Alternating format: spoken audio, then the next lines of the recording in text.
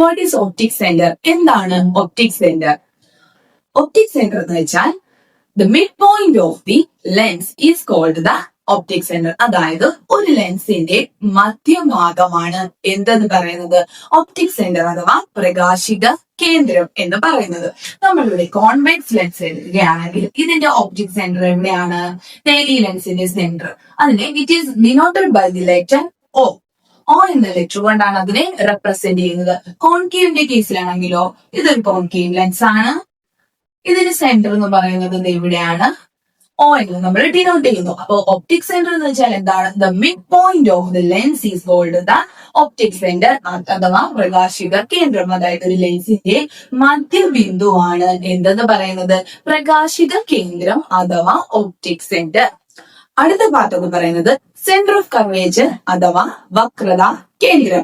നമുക്ക് നോക്കാം എന്താണ് സെന്റർ ഓഫ് കർവേച്ചർ അഥവാ വക്രത കേന്ദ്രം എന്ന്. ഇവിടെ നോക്കിക്കേ, കോൺവെക്സ് ലെൻസും കൊടുത്തിട്ടുണ്ട്, കോൺകേവ് ലെൻസും കൊടുത്തിട്ടുണ്ട്. ഗോളത്തിന്റെ ഭാഗമായി വരുന്ന സുതാര്യ മാധ്യമമാണ് എന്ത്? ലെൻസ്. ഈ ലെൻസിന്റെ ഭാഗമായി, അതായത് ലെൻസിന്റെ ഈ രണ്ട് ഉപരിതലവും എന്തിന്റെ ഭാഗമാണ്? ലെൻസിന്റെ രണ്ട് ഉപരിതലം എന്ന് പറയുന്നത് ഈ ഗോളത്തിന്റെ ഭാഗമാണ് അല്ലെ.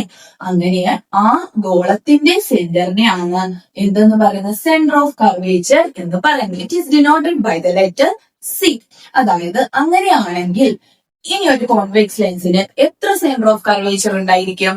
രണ്ട് സെന്റർ ഓഫ് കർവേച്ചർ ഉണ്ടായിരിക്കും അല്ലെ. കാരണം രണ്ട് ഉപരിതലമുണ്ട്, രണ്ട് ഗോളത്തിന്റെ ഭാഗമാണ് അല്ലെ. അങ്ങനെയാകുമ്പോൾ ഇവിടെ ഒരു സെന്റർ ഓഫ് കർവേച്ചർ, ഇവിടെ ഒരു സെന്റർ ഓഫ് കർവേച്ചർ. അതുപോലെ തന്നെയാണ് കോൺകേവ് ലെൻസിന്റെ കാര്യത്തിലും. കോൺകേവ് ലെൻസിലും എത്ര സെന്റർ ഓഫ് കർവേച്ചർ ഉണ്ട്? രണ്ട് സെന്റർ ഓഫ് കർവേച്ചർ ഉണ്ട്. Each refracting surface of A lens is part of a sphere. Center of such spheres are called the centers of curvature. It is denoted by the letter C.